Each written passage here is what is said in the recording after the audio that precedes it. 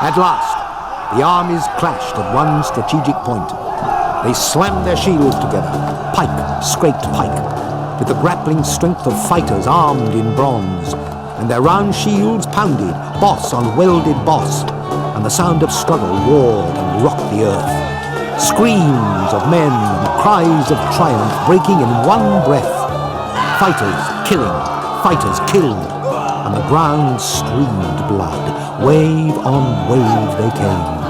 Achaean battalions, ceaseless, surging on to war. And soon the Trojans began to waver.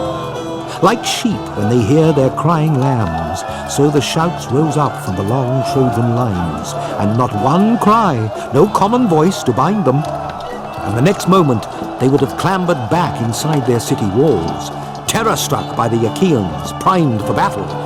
But down leapt Hector from his chariot, fully armed, hit the ground, and brandishing 2 sharp spears, went striding down his lines, ranging flank to flank, driving his fighters into battle, rousing grisly war, and round the Trojans whirled, bracing to meet the Achaeans face to face. Hector shouted out to his men in a piercing voice, "Now be men, my friends! Call up your battle fury, till I can return to Troy and tell them all, the old councillors, all our wives, to pray to the gods and vow to offer them many splendid victims." As Hector turned for home, his helmet flashed, and the long dark hide of his bossed shield, the rim running the metal edge, drummed his neck and ankles. And now, when he reached the Scaean gates and the great oak, the wives and daughters of Troy came rushing up around him, asking about their sons, brothers, friends, and husbands. But Hector told them only, "Pray to the gods." He came to Priam's palace, that magnificent structure built wide with porches and colonnades of polished stone, and there at the palace Queen Hecuba met her son, clutched his hand, and urged him, called his name. "My child, why have you left the bitter fighting? Why have you come home? Oh, look how they wear you out, the sons of Achaea. Curse them, battling round our walls. But wait, I'll bring you some honeyed mellow wine. When a man's exhausted, wine will build his strength." "Don't offer me mellow wine, mother, not now. You'd sap my limbs, I'd lose my nerve for war. And I'd be ashamed to pour a glistening cup to Zeus with unwashed hands. I'm spattered with blood and filth. No, mother, you are the one to pray. Go to Athena's shrine, the queen of plunder. Promise to sacrifice 12 heifers in her shrine, yearlings never broken, if only she'll pity Troy, the Trojan wives, and all our helpless children." At that, Hector turned and hurried from the palace, back by the same way, down the wide, well-paved streets throughout the city, until he reached the Scaean gates, the last point he would pass to gain the field of battle. There, his warm, generous wife came running up to meet him, Andromache, the beloved of bronze-helmed Hector. She joined him now, and following in her steps, a servant holding the boy against her breast. In the first flush of life, only a baby, Hector's son, the darling of his eyes, and radiant as a star. The great man of war, breaking into a broad smile, his gaze fixed on his son, in silence. Andromache, pressing close beside him and weeping freely now, clung to his hand, urged him, called him. "Reckless one, my Hector, your own fiery courage will destroy you. Have you no pity for him, our helpless son? Or me, and the destiny that weighs me down, your widow now so soon? Yes, soon they will kill you off, all the Achaean forces massed for assault, and then bereft of you, better for me to sink beneath the earth. Pity me, please. Take your stand on the rampart here, before you orphan your son, and make your wife a widow. All this weighs on my mind too, dear woman. For in my heart and soul I also know this well.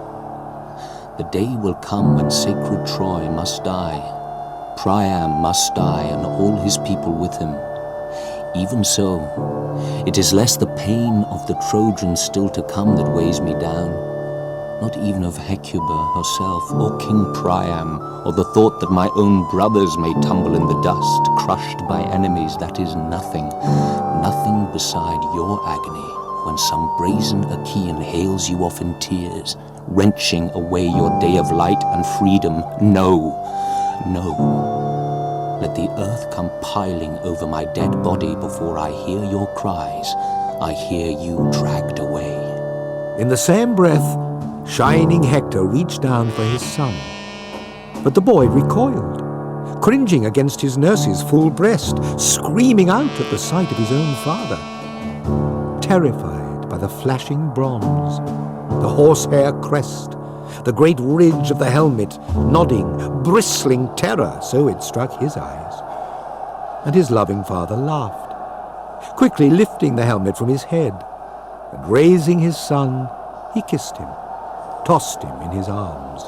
Zeus, all you immortals, grant this boy, my son, may be like me, first in glory among the Trojans, strong and brave like me, and rule all Troy in power, and one day let them say, he is a better man than his father.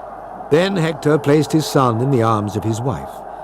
Andromache pressed the child to her scented breast, smiling through her tears. Andromache, no man will hurl me down to death against my fate. And fate?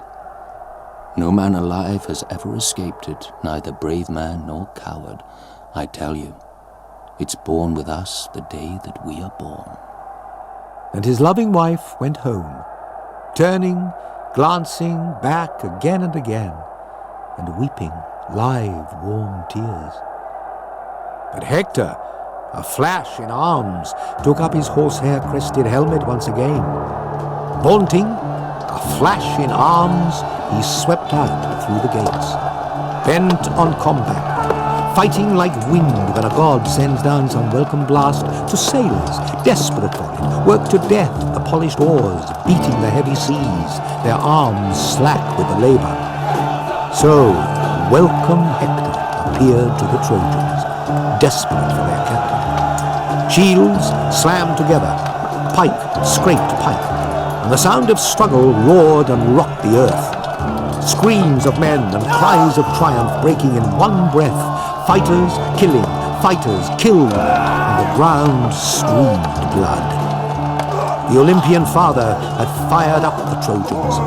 Hector far in the lead, bristling in all his force, harrying the long-haired Achaeans, killing the last stragglers, man after lagging man, and they fled in panic, a total rout. And white-armed Hera saw it, and filled with pity, the goddess' words went winging toward Athena. Look, daughter of Zeus, whose shield is thunder, all our Achaeans dying there in droves. This maniac, Hector, I cannot bear him any longer. Look at the savage slaughter he has made. But Zeus, who marshals the thunderheads, replied, This powerful Hector will never quit the fighting. Not till swift Achilles rises beside the ships. That day they battle against the high sterns, pinned in the fatal straits and grappling for the body of Patroclus. So runs the doom of Zeus. I care nothing for you. You and your snarling anger. None in the world a meaner bitch than you! So he erupted, but the white-armed goddess Hera answered not a word, her eyes wide, shuddering before his thunder. And now, down in the ocean, sank the fiery light of day, drawing the dark night across the grain-giving earth. For the men of Troy, the day went down against their will, but not the Achaeans. What a blessing! How they prayed for the nightfall coming on across their lines.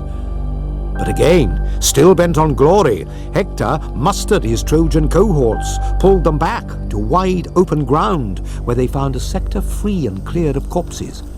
They swung down from their chariots onto earth to listen to what Hector, dear to Zeus, commanded now. Hear me, Trojans, Dardans, all our loyal allies. I had hoped by now, once we destroyed them all the Achaeans and all their hollow ships, we might turn home to the windy heights of Troy. But night came on too soon. That's what saved them. That alone. They and their ships along the churning surf. Very well then, let us give way to the dark night, set out our supper, unyoke our full-man teams. Then all night long till the breaking light of day we keep the watchfires blazing, hundreds of fires, and the rising glare can leap and hit the skies, so the long-haired Achaeans stand no chance tonight to cut and run on the sea's broad back. The Trojans roared assent, and so their spirit soared all night long, and the watchfires blazed among them. 100 strong, as stars in the night sky, glittering round the moon's brilliance, blaze in all their glory when the air falls to a sudden windless calm. And beside each fire sat 50 fighting men.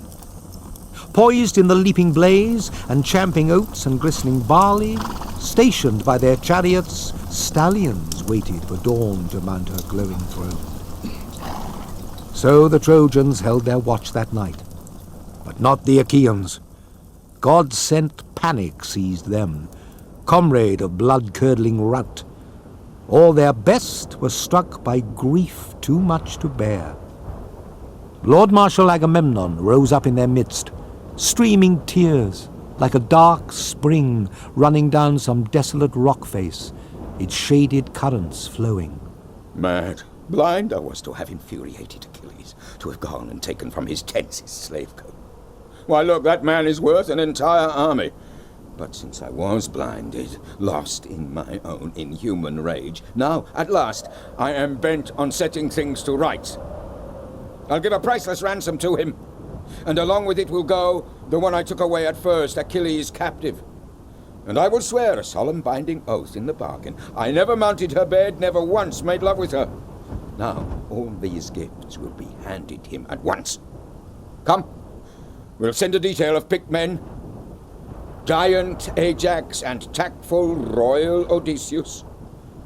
Try hard now. Bring him round, invincible Achilles. So Ajax and Odysseus made their way at once where the battle lines of breakers crash and drag, praying hard to the god who moves and shakes the earth, that they might bring the proud heart of Achilles round with speed and ease. Reaching the Myrmidon shelters and their ships, they found him there, delighting his heart now, plucking strong and clear on a fine lyre, while across from him Patroclus sat alone, in silence. The envoys stood before him, and Achilles, startled, sprang to his feet, the lyre still in his hands. Welcome! Look, dear friends have come our way. I must be sorely needed now, my dearest friends. In all the Achaean armies, even in my anger. Come, a bigger wine bowl. Patroclus, set it here. Odysseus filled his cup and lifted it toward Achilles. Your health, great king. But it's not the flowing feast that is on our mind now. No, a stark disaster. Hector prays for the sacred dawn to break at once. He threatens to lop the high prows of our sterns and gut our ships with fire. And all our comrades pinned against the hulls, panicked by thick smoke, he'll rout and kill in blood. But I have no desire to battle glorious Hector. Achilles, let your heart-devouring anger go. think of the glory. Now you can kill Hector. Now, for once, you can meet the man head on. Tomorrow at daybreak, once I have sacrificed to Zeus and all the gods and loaded up my holds and launched out on the breakers, watch, my friend, and you will see my squadron sail at dawn, fanning out on the Hellespont that swarms with fish. Sail home. Is that what you are turning over in your mind, O glorious one, Achilles? Have you no heart at all to defend the ditch and wall which guard our fast trim ships? Mother tells me, the immortal goddess Thetis with her glistening feet, that two fates bear me on to the day of death. If I hold out here and I lay siege to Troy, my journey home is gone, but my glory never dies. If I voyage back to the fatherland I love, my pride, my glory dies. True. But the life that's left me will be long. The stroke of death will not come on me quickly. Then giant Ajax rose to his feet, tall as a god, and broke his silence. Ready, Odysseus? Come, back we go now. There's no achieving our mission here, I see. Achilles, the gods have planted a cruel, relentless fury in your chest. Not a thought for your comrades' love. Hard, ruthless man. Ajax, my heart still heaves with rage whenever I call to mind that arrogance of his, Agamemnon, treating me like some vagabond. You go back to him and declare my message. I will not think of arming for bloody war again. Not till the son of wise King Priam, dazzling Hector, batters through the ditch and wall which guard our ships, slaughtering Achaeans, gutting the hulls with fire. Then each man, lifting his own two-handled cup, poured it out to the gods. And back they went along the ships, Odysseus in the lead, and once the envoys reached Agamemnon's shelters, comrades leapt to their feet, welcomed them, one after another, pressing them with questions. But a steady, long-enduring Odysseus replied. Silence held them all. His story struck them dumb. A long while they said nothing. Spirits dashed. But when dawn rose up from her bed, bringing light to immortal gods and mortal men, Zeus flung strife on Achaea's fast ships, the brutal goddess flaring his storm shield, his monstrous sign of war in both her fists. She stood on Odysseus' huge black-bellied hull, moored mid-line, so a shout could reach both wings, upshore to Telamonian Ajax's camp, or down to Achilles. There strife took her stand, raising her high-pitched cry, great and terrible, lashing the fighting fury in each Achaean's heart. No stopping them now, mad for war and struggle. Now, suddenly, battle thrilled them more than the journey home, than sailing hollow ships to their dear native land. And retiring to a peak apart from the other gods, Zeus sat aloof, glorying in his power, gazing out over the city walls of Troy and the warships of Achaea. The flash of bronze, fighters killing, fighters killed. Trojans, the other side on the plain's high ground, formed around tall Hector, trampling shields and corpses. The axle under Hector's chariot splashed with blood. Blood on the handrails sweeping round the car, sprays of blood shooting up from the stallion's hoofs and churning, whirling rims. And Hector, straining to wade into the press and panicked ruck of men, charged them, break them down. He flung terror and stark disaster square in the Achaean lines, never pausing, giving his spear no rest. The Achaean trench could not hold out much longer, nor could the rampart rearing overhead. A wide wall they raised to defend the ships and the broad trench they drove around it all.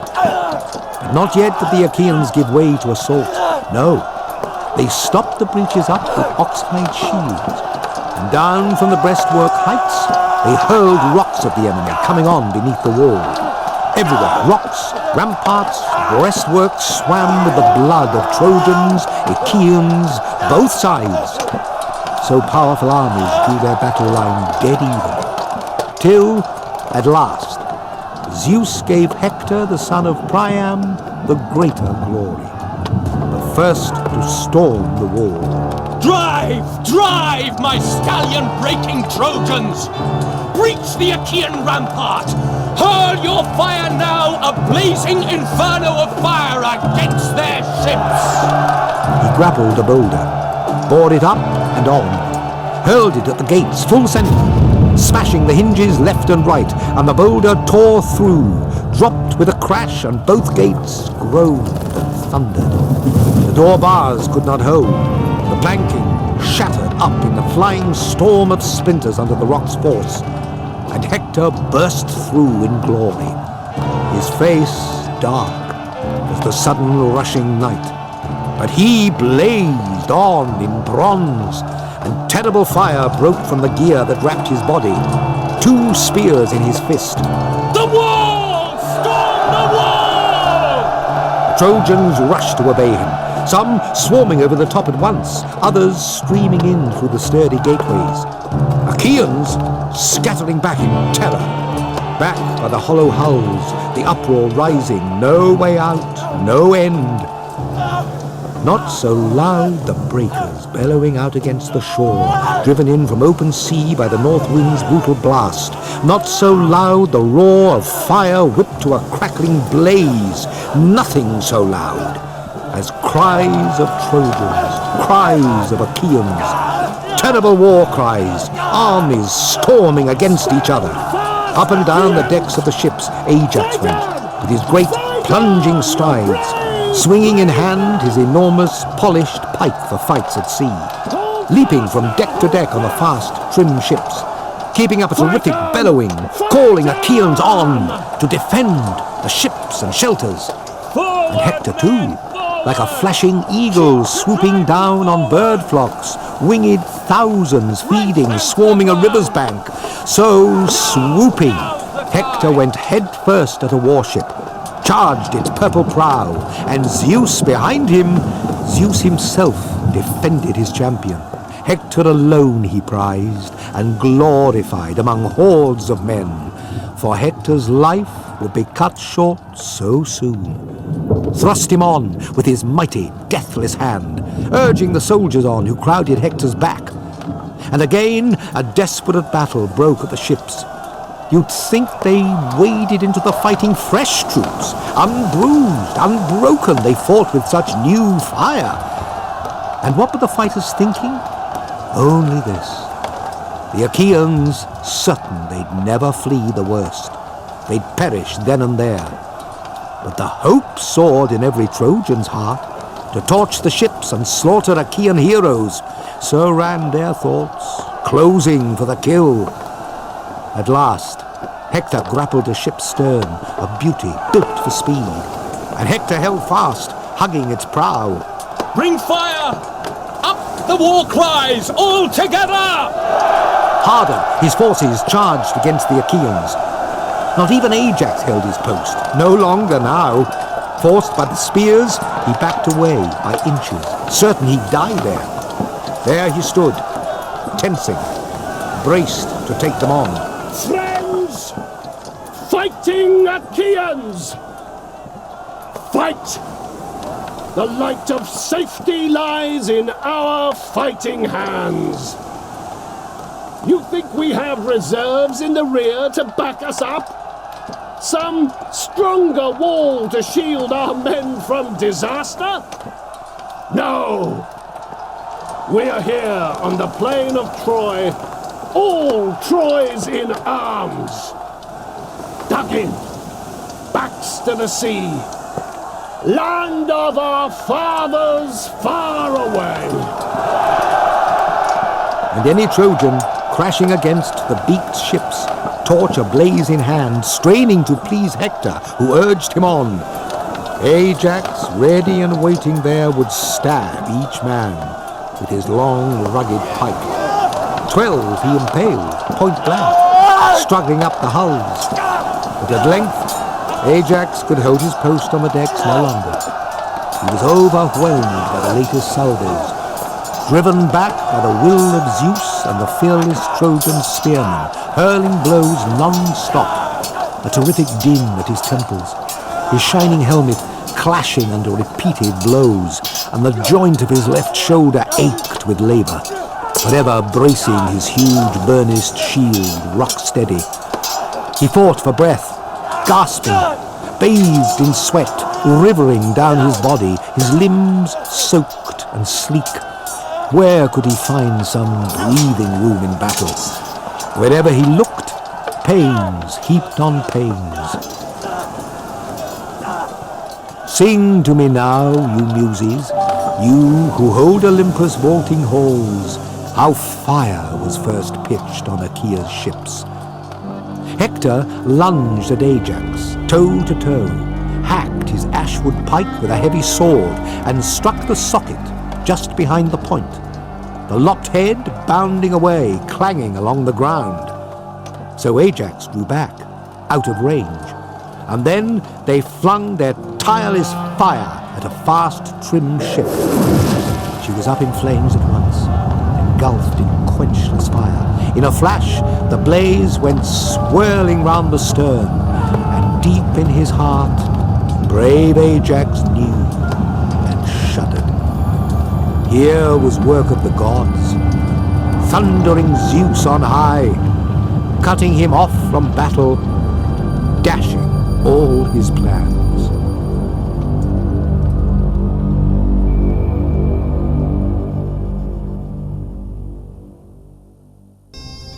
Myrmidons, battalions ranged in armour with great-hearted Patroclus, moving out now, the fury bursting inside them, suddenly charged the Trojans. They swarmed forth like wasps from a roadside nest when boys have made it their sport to set them seething. Myrmidons pouring out of the ships, ceaseless shouts rising, ships around them echoing back their shattering cries. The Trojans, soon as they saw Patroclus in brazen gear, all their courage quaked, their columns buckled. Thinking swift Achilles had tossed to the winds his hard rage that had held him back by the ships, Patroclus whipped the terror in all their hearts, and the Trojans scattered back with high, shrill cries. The Achaeans poured against them, back by the hollow hulls, drove the ravening fire clear of the warships.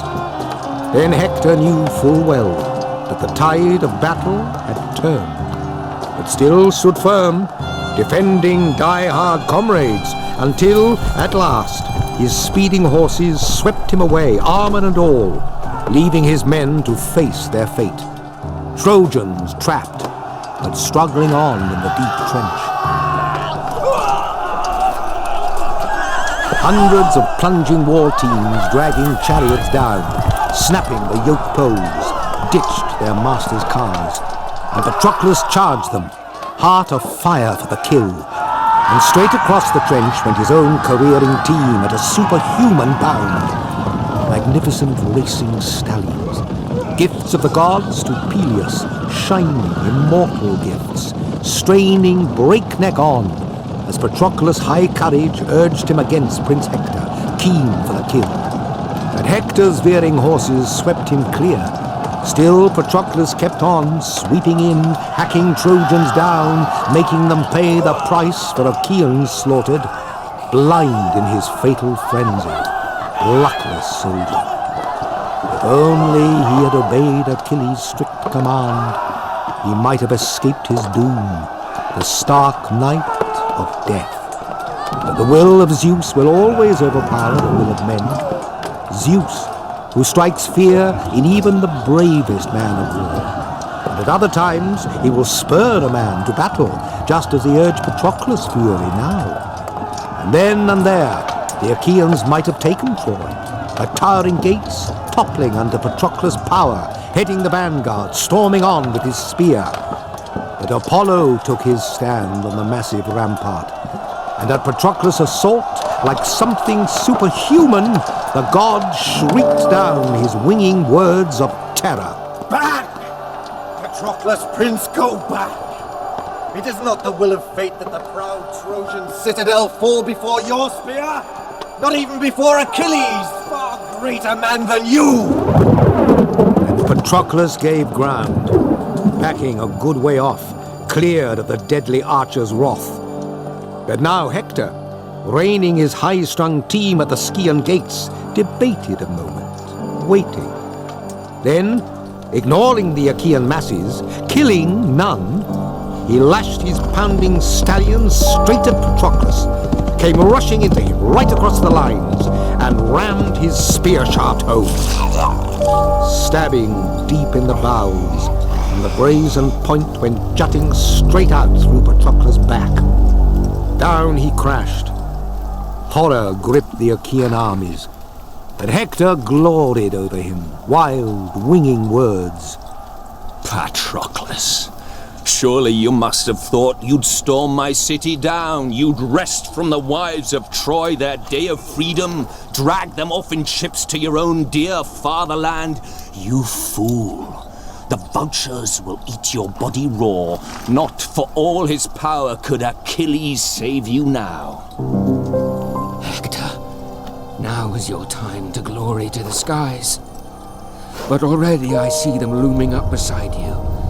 Death, and the strong force of fate to bring you down at the hands of Peleus' great royal son, Achilles. Death cut him short. The end closed in around him. Flying free of his limbs, his soul went winging down to the house of death, wailing his fate, leaving his manhood far behind, his young and supple strength. But glorious Hector planted a heel against Patroclus' chest, wrenched his bronze spear from the wound, kicked him over, flat on his back, free and cleared of the weapon. The sight roused the fury in battling Ajax' heart. Hector, tearing the famous armor off Patroclus, tugging hard at the corpse, mad to hack the head from the neck with his sword and drag the trunk away to glut the dogs of Troy. But in charged Ajax, shield like a tower before him, ploughed through the front to stand astride the body, stood fast now, like a lion cornered round his young when hunters cross him, leading his cubs through the woods.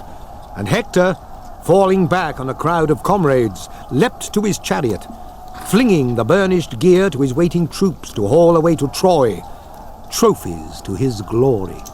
I'll strap on the brave Achilles' armor, burnished armor I stripped from the strong Patroclus when I killed him. Hector exchanged his armor, removing his own gear, and donning the deathless arms of Peleus' son Achilles.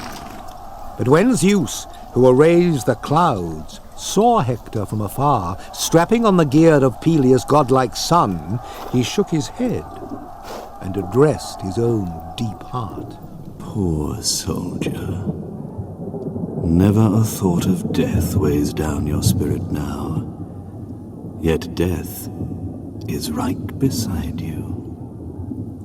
You don the deathless arms of a great fighter, and all other fighters tremble before him, true. But you killed his comrade, gentle, strong, and against all rights you ripped the immortal armor off his head and shoulders. So, great power for the moment I will grant you, to compensate for all that is to come. Never again will you return from battle, Hector. So he decreed, and the King of Heaven bowed his craggy, dark brows. Zeus fitted the armor tightly on Hector's body, filling his limbs with power and fighting strength. And on he strode amidst his illustrious Trojan allies, calling out with wild cries, now flashing before them all in the gleaming battle gear of great-hearted Achilles. That man who drags Patroclus back to Trojan charioteers, dead as Patroclus is, and makes great Ajax yield. To him I will give 1/2 of the bloody spoils, keep half for myself. His glory will equal mine. Strong vow. And the Trojans bore straight down on the Achaeans, full force, shaking their spears, their hearts fired with hopes of dragging Patroclus' body out from under Ajax, roaring in. But the Achaeans faced them, standing fast in a ring round Patroclus, one fury seizing their hearts, packing a wall of bronze shields. So all day long, for the men of war, the fighting raged, grim and grueling, relentless, drenching labour, non-stop, over the great runner Achilles' steadfast aid in arms, an enormous tug of war, both sides dragging the corpse.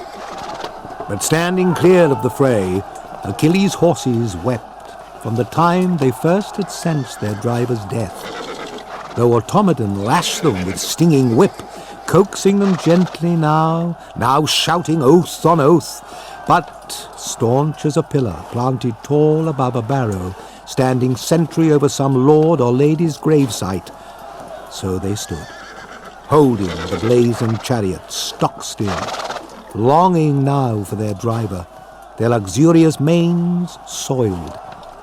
And Zeus pitied them, watching their tears flow. Poor creatures. Why did we give you to a mortal doomed to death? You immortal beasts who never age or die. So you could suffer the pains of wretched men. There is nothing alive more agonized than man, of all that breathe and crawl across the earth. And so saying, he breathed fresh fire in the team. They shook the dust from their manes and galloped off, speeding the fast chariot just where the armies clashed. Swift Automedon racing toward Achilles, streaming warm tears to give the dreaded message. Patroclus has fallen. They're fighting over his corpse. He's stripped, naked. Hector, with that flashing helmet. Hector has your arms. A black cloud of grief came shrouding over Achilles, both hands clawing the ground for soot and filth. He poured it over his head, fouled his handsome face, and black ashes settled onto his fresh, clean war shirt. Overpowered in all his power, sprawled in the dust, Achilles lay there, fallen, tearing his hair, defiling it with his own hands. And the women he and Patroclus carried off as captives caught the grief in their hearts, and keened and wailed. Out of the tents they ran to wring the great Achilles, sank to the ground, each woman's knees gave way. Automedon, kneeling near, weeping uncontrollably, clutched Achilles' hands as he wept his proud heart out, for fear he would slash his throat with an iron blade. Achilles suddenly loosed a terrible, wrenching cry, and his noble mother heard him, seated near her father, the old man of the sea in the salt green depths, and she cried out in turn. She left her cave. The ground swell heaved open. She rose before her son. My child, what sorrow has touched your heart? Zeus has accomplished everything you wanted, just as you raised your hands and prayed that day. All the sons of Achaea are pinned against the ships, and all for want of you. They suffer shattering losses. Oh, dear mother, true. All those burning desires, but what joy to me now! My dear comrades, dead. Enough. Now I'll go and meet that murderer head on. That Hector, who destroyed the dearest life I know. You're doomed to a short life, my son, from all you say. For hard on the heels of Hector's death, your death must come at once. Then let me die at once, since I could not save my dearest comrade from his death. A world away from his fatherland he perished, lacking me, my fighting strength to defend him. Don't try to hold me back from the fighting, Mother. Love me as you do. Yes, my son, you're right. But Hector glories in your armor, strapped across his back. Wait. Don't fling yourself in the grind of battle yet. Tomorrow I will return to you with the rising sun, bearing splendid arms from Hephaestus, god of fire. With that vow, glistening-footed Thetis soared towards Olympus to win her dear son an immortal set of arms. And Achilles, Zeus's favourite fighter, rose up too, and crowning his head, Athena swept a golden cloud, and from it she lit a fire to blaze across the field. He strode from the rampart, took his stand at the trench, loosed an enormous cry, and off in the distance Athena shrieked out too, and drove unearthly panic through the Trojans. All their spirits quaked, even sleek-maned horses, sensing death in the wind, slew their chariots round, and charioteers were struck dumb when they saw that fire, relentless, terrible, burst from proud-hearted Achilles' head, blazing, as fiery-hearted Athena fueled the flames. 3 times, the brilliant Achilles gave his great war cry over the trench. 3 times, the Trojans and their allies whirled in panic. And now, the exultant Achaeans seized the chance to drag Patroclus' body quickly out of range and laid him on a litter. Standing round him, loving comrades mourned, and the swift runner Achilles joined them, grieving, weeping warm tears when he saw his steadfast comrade lying dead on the bier, mauled by tearing bronze. The man he sent to war with team and chariot, but never welcomed home again alive. Now the sun went down at last, and brave Achaeans ceased the grueling clash of arms, the levelling rout of war, and the Trojans, in turn, far across the field, freed their racing teams from under chariot yokes. Meeting on their feet in council, it was Paris led the debate. Racing Achilles makes my blood run cold. So wild the man's fury, he will never rest content. Holding out on the plain where Trojans and Achaeans met halfway, exchanging blows in the savage onset. Never! He will fight for our wives, for Troy itself. So, retreat to Troy. Trust me. We will face disaster. But, helmet flashing, Hector wheeled with a dark glance. You say go back again, be crammed inside the city. Aren't you sick of being caged inside those walls? You, why are you so afraid of war and slaughter? Even if all the rest of us drop and die around you, you lack the heart to last it out in combat. Coward. If it really was Achilles who reared beside the ships, all the worse for him. If he wants his fill of war, I, for one, I'll never run from his grim assault. I'll stand up to the man. The Trojans roared assent, lost in folly. Athena had swept away their senses. They gave applause to Hector's ruinous tactics, none to Paris, who gave them sound advice. And now their entire army settled down to supper. But all night long the Achaeans raised Patroclus' dirge. And Achilles led them now in a throbbing chant of sorrow, laying his man-killing hands on his great friend's chest, covering him head to foot in a thin, light sheet, and over his body spreading the white linen shroud.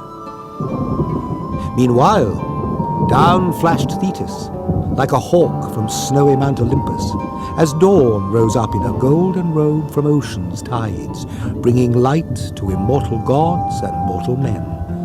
Thetis spared Hephaestus' gift to the ships, a grand array of armor, a gorgeous, immortal work, burnished, brighter, finer than any mortal had ever before borne across his back. She found her beloved son lying face down, embracing Patroclus' body, sobbing, wailing, and round him crowded troops of mourning comrades, and the glistening goddess moved among them now. My child, leave your friend to lie there dead. Here, Achilles, accept this glorious armor. Look, a gift from the god of fire, burnished bright, finer than any mortal has ever borne across his back. The goddess laid the armor down at Achilles' feet, and the gear clashed out in all its blazoned glory. A tremor ran through the Myrmidon ranks. None dared to look straight at the glare. Each fighter shrank away. Not Achilles. The more he gazed, the deeper his anger went. His eyes flashing under his eyelids, fierce as fire, exulting, holding the gods' shining gifts in his hands. Then brilliant Achilles strode along the surf, crying his piercing cry, and roused Achaean warriors, even those who'd kept to the beached ships till now. The helmsmen, who handled the heavy steering oars, even they trooped to the muster. Great Achilles, who held back from the brutal fighting so long, had just come blazing forth, and the lord of men, Agamemnon, came in last of all. Agamemnon, was it better for both of us after all? For you and me to rage at each other, raked by anguish, consumed by heart-sick strife, all for a young girl? Now, by God, I call a halt to my anger. Quickly, drive our long-haired Achaeans to battle now! His voice so firm that Achilles caused the other kings to scatter. The glory of armor lit the skies, and the whole earth laughed, rippling under the glitter of bronze, thunder resounding under trampling feet of armies. And in their midst, the brilliant Achilles began to arm for battle. First, he wrapped his legs with well-made greaves, fastened behind his heels with silver ankle clasps.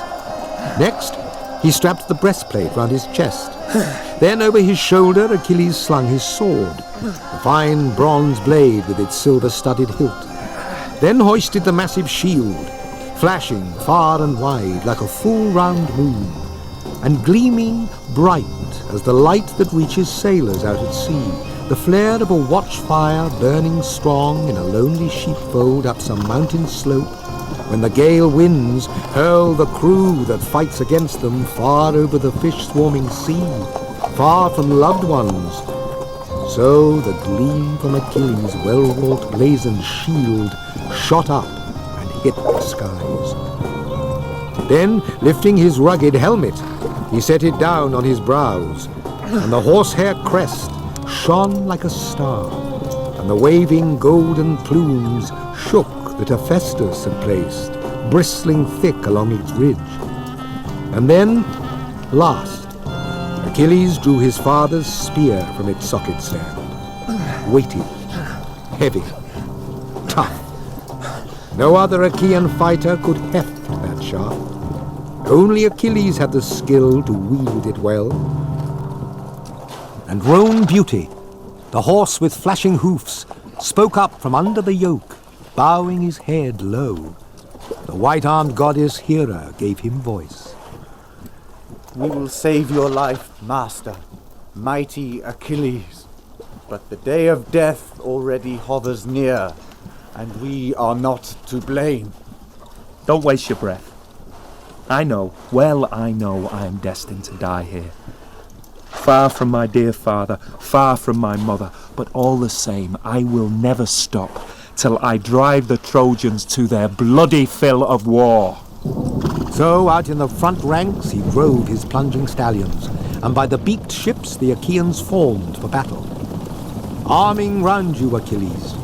Achilles, starved for war, and faced by the Trojan ranks along the plain's high ground.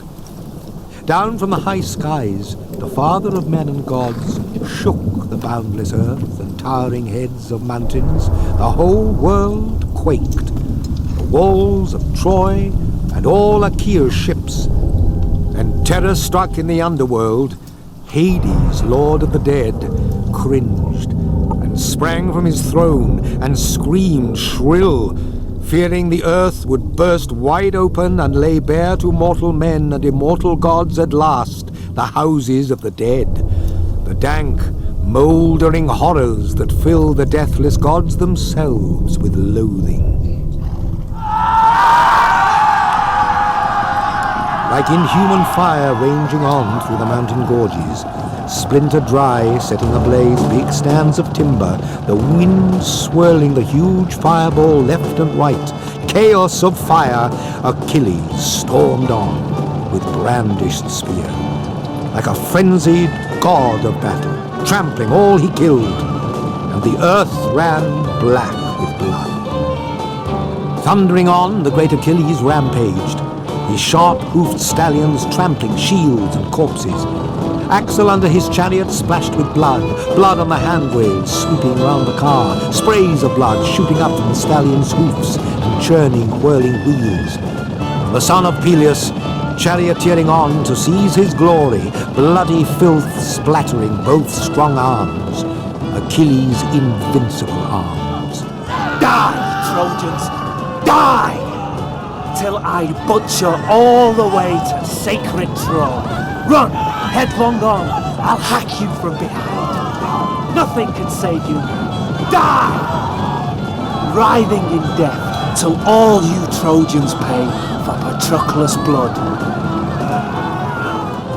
As smoke goes towering into the broad, vaulting sky from a burning city, and the god's wrath drives it on, dealing struggle to all, to many searing grief, so Achilles dealt to the Trojans struggle and grief. There, on the god-built heights, stood aged Priam.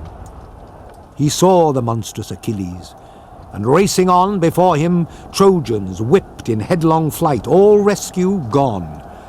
The king cried out, issuing quick commands. Spread the great gates wide! All hands now, till our routed troops can straggle back to Troy! Once they're packed in the walls to catch their breath, close the thick-set gates and bolt them tight again. I dread this murderous man. He'll burst right through our walls. They spread the gates and rammed the door bars back. Heading straight for the city's lofty ramparts, ragged with thirst, choked with dust from the plain, the Trojans fled, as Achilles stormed them, thrilled to reach the ramparts, crowding, swarming in, none daring to remain outside the city. So, all through Troy, the men who had fled like panicked fawns were wiping off their sweat, drinking away their thirst, while Achaean troops, sloping shields to shoulders, closed against the walls. But there stood Hector, shackled fast by his deadly fate, holding his ground, exposed, in front of Troy and the Scaean gates. And old King Priam could see Achilles coming, surging over the plain, blazing like the star that rears at harvest, flaming up in its brilliance, a fatal sign emblazoned on the heavens. It brings such killing fever down on wretched men. So the bronze flared on Achilles' chest as on he raced, and the old man moaned, flinging both hands high, beating his head, and groaning deep.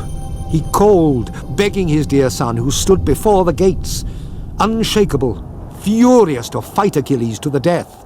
Oh, Hector! Don't just stand there!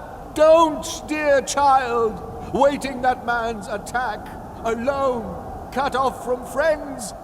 Back! Come back! Inside the walls, my boy! Seizing his grey hair, the old man tore it out by the roots. But he could not shake the fixed resolve of Hector. And his mother wailed now, standing beside Priam, her words pouring forth in a flight of grief and tears. Hector, my child, if you are slain now, how can I ever mourn you on your deathbed? Now, far beyond our reach, now by the Achaean ships, the rushing dogs will tear you, bolt your flesh. Oh, Hector, my son. So they wept, the two of them crying out to their dear son, both pleading time and again. But they could not shake the fixed resolve of Hector. No, he waited Achilles, coming on, gigantic in power. No way out. If I slip inside the gates and walls, Paris will be first to heap disgrace on me. He was the one who urged me to lead our Trojans back to Ilium just last night. The disastrous night Achilles rose in arms like a god. But did I give way? Now my army's ruined, thanks to my own reckless pride. I would die of shame to face the men of Troy, and the Trojan women trailing their long robes. No, better by far for me to stand up to Achilles, kill him, come home alive, or die at his hands in glory out before the walls. So he waited, and Achilles was closing on him now, like the god of war, the fighter's helmet flashing, over his right shoulder shaking the Pelian ash spear, that terror, and the bronze round his body flared like a raging fire or the rising blazing sun. Then Father Zeus held out his sacred golden scales. In them he placed two fates of death that lays men low, one for Achilles, one for Hector, breaker of horses. And gripping the beam mid-haft, the father raised it high, and down went Hector's day of doom, dragging him down to the strong house of death. And Apollo, his protector, abandoned him. I stand to meet your onslaught, Achilles. We meet face to face, kill or be killed. Now you'll pay at a stroke for all my comrades' grief, all you killed in the fury of your spear. Come, we'll swear to the gods, the highest witnesses. I will never mutilate you, merciless as you are, if Zeus allows me to last it out and tear your life away. But once I've stripped your glorious armor, Achilles, I will give your body back to your loyal comrades. Swear you'll do the same. Hector, stop! You unforgivable, you... Don't talk to me of pacts. There are no binding oaths between men and lions. Wolves and lambs can enjoy no meeting of minds. They are all bent on hating each other to the death. So with you and me. No love between us. No truce. Till one or the other falls in a pool of his own blood. With that, shaft poised, he hurled, and his spear's long shadow flew. But seeing it coming, glorious Hector ducked away, crouching down, watching the bronze tip fly past and stab the earth. But Athena snatched it up and passed it back to Achilles. And Hector, the gallant captain, never saw her.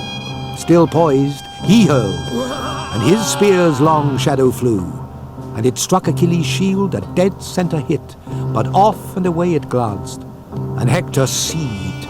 His hurtling spear, his whole arm's power poured in a wasted shot. He stood there, cast down. He had no spear in reserve, and Hector knew the truth in his heart. My time has come. Well, let me die. But not without struggle, not without glory, no. In some great clash of arms that even men to come will hear of down the years. And on that resolve, he drew the whetted sword that hung at his side, tempered, massive, and gathering all his force, he swooped like a soaring eagle, swinging his whetted sword.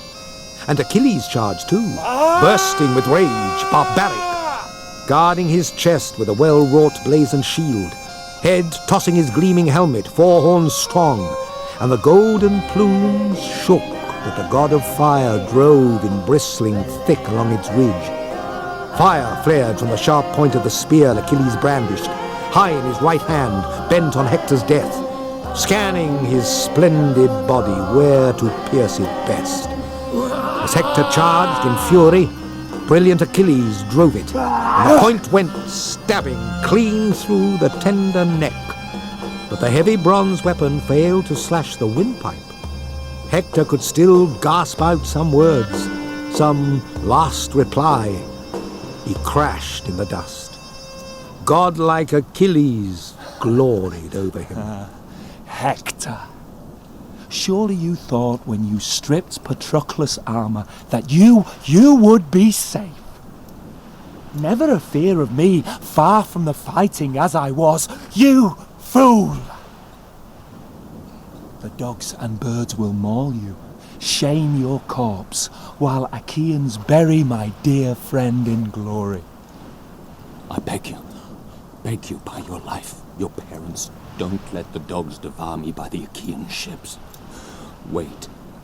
Take the princely ransom of bronze and gold, the gifts my father and noble mother will give you, but give my body to friends to carry home again, so Trojan men and Trojan women can do me honor with fitting rites of fire once I am dead. Beg no more, you fawning dog, begging me by my parents.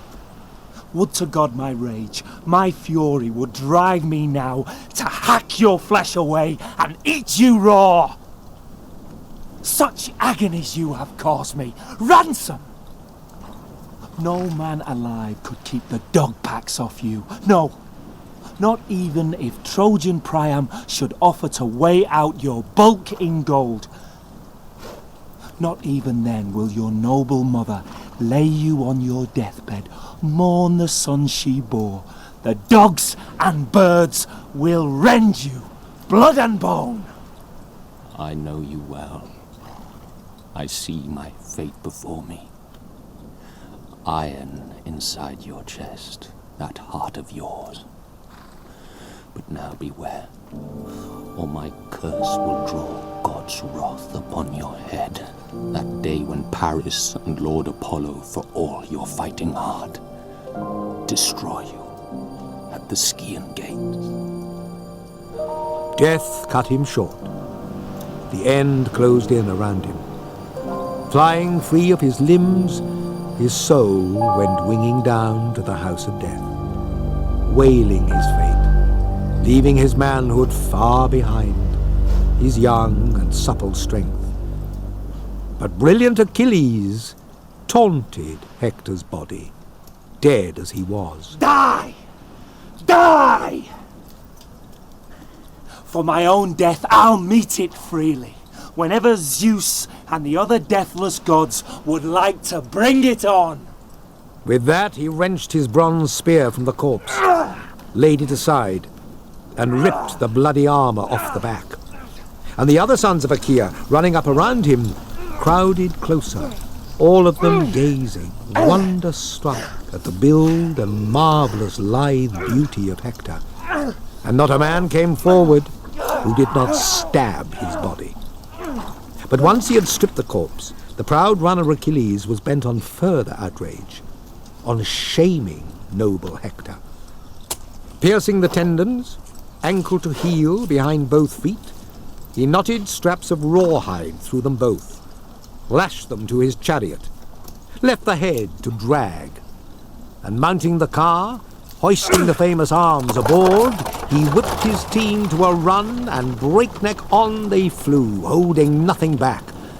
And a thick cloud of dust rose up from the man they dragged, his dark hair swirling round that head, so handsome once, all tumbled low in the dust. And now his mother began to tear her hair, She flung her shining veil to the ground and raised a high, shattering scream, looking down at her son. Pitifully his loving father groaned, and round the king his people cried with grief, and wailing seized the city, for all the world as if all Troy were torched and smouldering, down from the looming brows of the citadel to her roots. But still Andromache, the wife of Hector, had not heard a thing. No messenger brought the truth of how her husband made his stand outside the gates.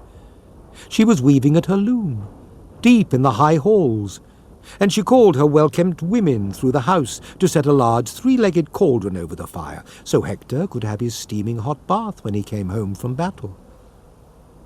Poor woman. But she heard the groans and wails of grief from the rampart now. She dashed out of the royal halls like a mad woman, and once she reached the tower where soldiers massed, she stopped on the rampart, looked down, and saw it all. Saw him dragged before the city, stallions galloping, dragging Hector back to Achaea's beaked warships. She, terrified, stunned to the point of death, struggling for breath now and coming back to life, burst out in grief among the Trojan women. Oh, Hector! Now you go down to the house of death, the dark depths of the earth, and leave me here to waste away in grief, a widow lost in the royal halls, and the boy, only a baby, the son we bore together, you and I, so doomed. So they grieved in Troy, while Achaea's troops pulled back.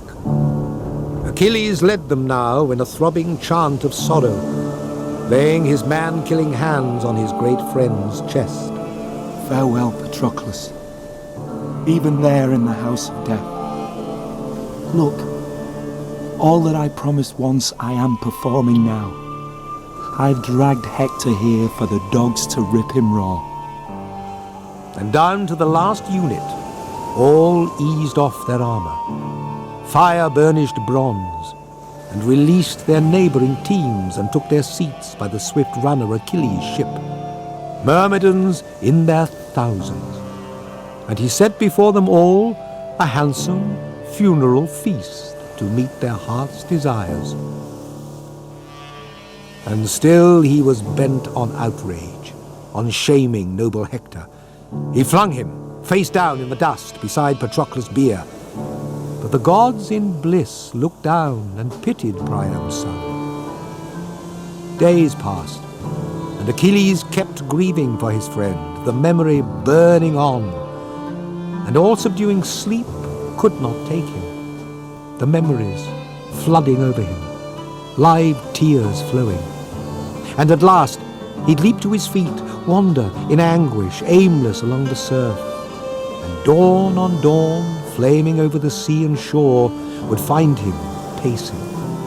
Then he'd yoke his racing team to the chariot harness, lash the corpse of Hector behind the car for dragging, and haul him 3 times round the dead Patroclus' tomb. And then he'd rest again in his tents, and leave the body, sprawled, face down in the dust. But Apollo pitied Hector, dead man though he was, and warded all corruption off from Hector's corpse. And round him, head to foot, the great god wrapped the golden shield of storm, so his skin would never rip as Achilles dragged him on. And at last, Father Zeus sped Hermes his herald down to Troy. Quick, on your way now, my son, shear the wind. Take a message to great-hearted Priam. He must go to Achaea's ships and ransom his dear son, bearing gifts to Achilles, gifts to melt his rage. But let him go alone. No other Trojan attend him. And Hermes ran his message, racing with gale force to Priam's halls, where cries and mourning met him. He spoke in a soft voice, But Priam's limbs shook at once, and when he had been told the message sent by Zeus, Priam ordered his sons to get a wagon ready. While down he went himself to his treasure chamber, high-ceilinged, panelled, fragrant with cedar wood, and a wealth of precious objects filled its chests. A priceless ransom for Hector's body. Then, when all was loaded, the old man, rushing to climb aboard his chariot, drove out through the gates and echoing colonnades, Hecuba crying after him, gaunt with grief. How can you think of going down to the ships alone and face the glance of the man who killed your son? I am going. My mind's made up. Don't hold me back. And if it is my fate to die by the beaked ships of Achaeans armed in bronze, then die I shall. Let Achilles cut me down straight away, once I've caught my son in my arms and wept my fill. And he passed from the crowded streets and into open country. And Zeus, as he watched the old man, filled with pity. As Priam reached the trench and rampart round the fleet, Zeus plunged the sentries all in sleep. He spread the gates at once, slid back the bars, and Priam drove in with his wagon load of treasure. Now, at last, he approached royal Achilles' shelter. The old king went straight up to the lodge, where Achilles, dear to Zeus, would always sit. Priam found the warrior there, inside. Kneeling down beside Achilles, he clasped his knees and kissed his hands, those terrible man-killing hands. Awesome, as when the grip of madness seizes one who murders a man in his own fatherland and flees abroad to foreign shores, to a wealthy noble host, and a sense of marvel runs through all who see him, so Achilles marvelled, beholding majestic Priam. Remember your own father, great godlike Achilles, as old as I am, past the threshold of deadly old age. I had a son to guard my walls, my people, the one you killed the other day, defending his fatherland, my Hector.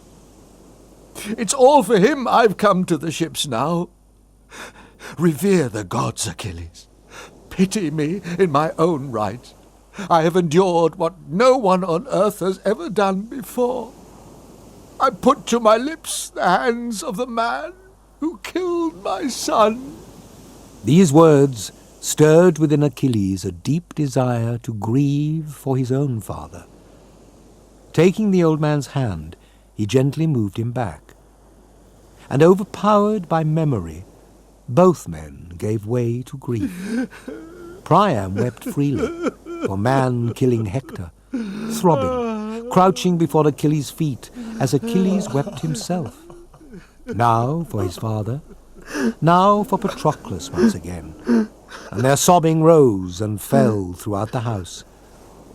Achilles rose from his seat, raised the old man by the hand. Poor man, how much you've borne. What daring brought you to the ships all alone? You have a heart of iron. Come, please sit down on this chair here. The old man, still terrified, obeyed the order. But Achilles bounded out of doors like a lion. From the polished wagon, he lifted the priceless ransom brought for Hector's corpse. But they left behind 2 capes and a finely woven shirt to shroud the body well when Priam bore him home. Then Achilles called the serving women out. Bathe and anoint the body. Bear it aside first. Priam must not see his son. And when the maids had bathed and anointed the body, then Achilles lifted Hector up in his own arms and laid him down on a bier, and comrades helped him raise the bier and body onto the sturdy wagon. Feel no anger at me, Patroclus. If you learn, even there in the house of death, I let his father have Prince Hector back. He gave me worthy ransom, and you shall have your share from me, as always, your fitting lordly share. So he vowed. And Priam, weeping, groaning, drove the wagon, drove it fast through the camp, and no one saw him. On toward Troy, and the mules brought on the body. Not a man or woman was left inside the walls. They streamed out of the gates to meet Priam, bringing in the body of the dead. And white-armed Andromache cradled the head of Hector, man-killing Hector, gently in her arms, as Helen led the song of sorrows. Hector, dearest to me of all my husband's brothers. My husband, Paris, magnificent as a god, he was the one who brought me here to Troy. This now is the 20th year for me, since I sailed here and forsook my own native land. Yet never once did I hear from you a taunt, an insult. But if someone else in the royal halls would curse me, why, you'd restrain them with words, Hector. You with your gentle temper, all your gentle words. Then the people carried gallant Hector forth, weeping tears, and they placed his corpse aloft a pyre's crest, flung a torch, and set it all aflame.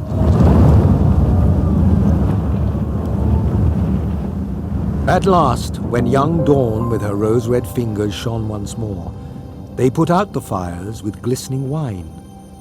Then they collected the white bones of Hector and placed them in a golden chest, shrouding them round and round in soft purple cloths.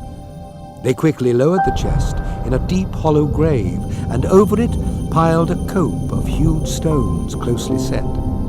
Then hastily heaped a barrow, posted lookouts all around for fear the Achaean combat troops would launch their attack. And once they'd heaped the mound, they turned back home to Troy. And gathering once again, they shared a splendid funeral feast in Hector's honor, held in the house of Priam, king by will of Zeus. And so the Trojans buried Hector, breaker of horses.